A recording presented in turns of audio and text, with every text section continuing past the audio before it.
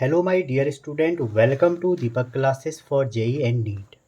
आपका स्वागत है आपके अपने क्लास दीपक क्लासेस पे। ठीक है बच्चों, आज हम डिस्कस करने वाले हैं एक ऐसा टॉपिक जो आपके एनसीईआरटी में तो नहीं है, लेकिन आपसे कई बार पूछा जाता है नीट के एग्ज़ाम में। ठीक है, और जो मेरी आज सीरीज़ है, जैसे कि आपको पता है, फर्स्ट 3 दिन मेरी इनफाइनाइट सीरीज आती है जो इम्पोर्टेंट है फॉर जेई, और अब जो अभी मेरी सीरीज है वो डीएनए सीरीज की वीडियो है।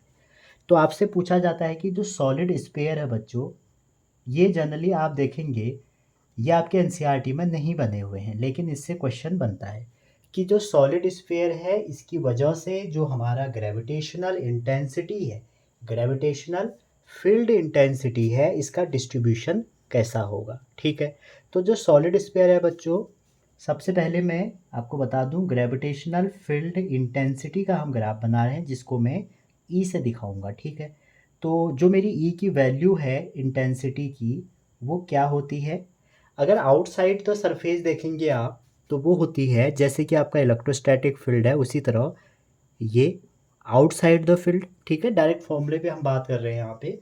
आपको पता होना चाहिए जो हमारी इनफाइनाइट या जो मेरी डीएनए सीरीज है, इसमें हम वो टॉपिक करते हैं जो आपके एग्ज़ाम में बार बार रिपीटेड हैं। ठीक है, और आप 1 या 10 मिनट में अपना जो क्वेश्चन है वो ठीक कर सकते हैं। ये 3 कंडीशन है, इनसाइड द स्पेयर ये होता है, आउटसाइड ये हो गया, बाउंड्री पे ये बन गया। तो जैसे ही आप इसका ग्राफ बनाएंगे तो आपका ग्राफ कैसा होगा भैया, ये ई है और ये आर है।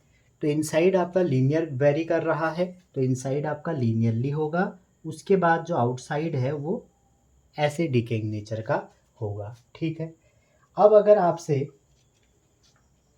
इस ग्रेविटेशनल जो आपका सॉलिड स्पेयर है इसकी जगह पे आपसे पूछ दिया जाए स्पेरिकल सेल,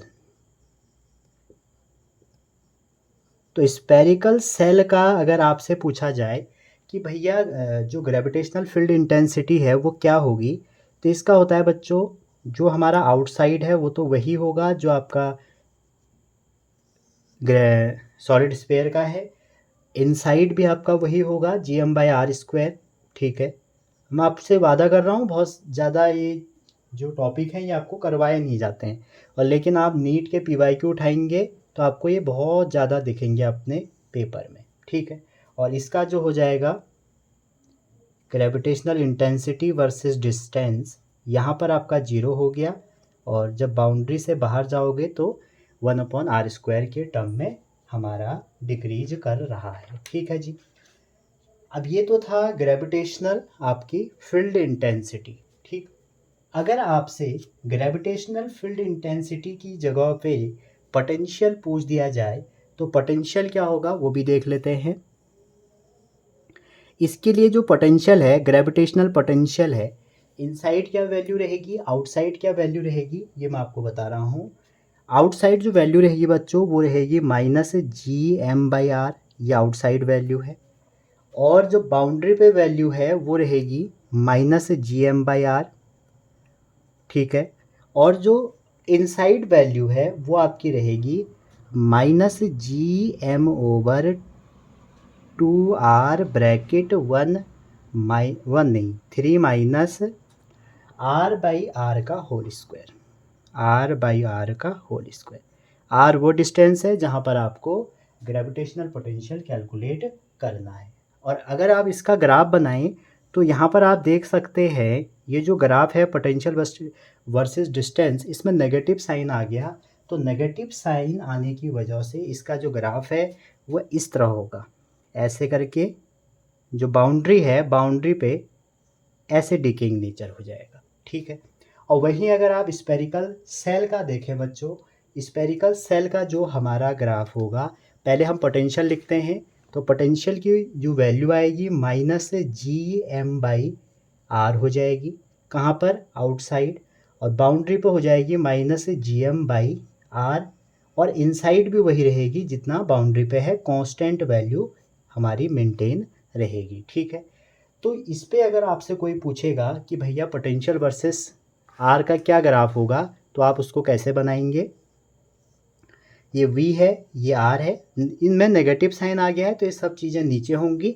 तो नीचे इन द सेंस कि नेगेटिव में, तो यहाँ से ये कांस्टेंट वैल्यू है कहाँ तक, r इक्वल टू r तक, और उसके बाद ये जो वैल्यू है ये ऐसे हो गई।